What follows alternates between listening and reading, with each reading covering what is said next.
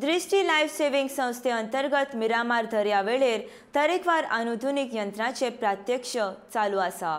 आतां मेरेन जीव रक्षकांनी दर्यांत बुडी पर्यटकांचे जीव वाटायलात। आतां जीवदानाच्या कार्याक अत्याधुनिक यंत्रांचे मजत मेवतली, देखून दर्या बुडपी पर्यटकांक वाटोवपाची मोहीम अधिक प्रभावी आनी सोपी जातली। ह्या यंत्रांक लागून दुर्घटना टाळपाक मजत मेवतली।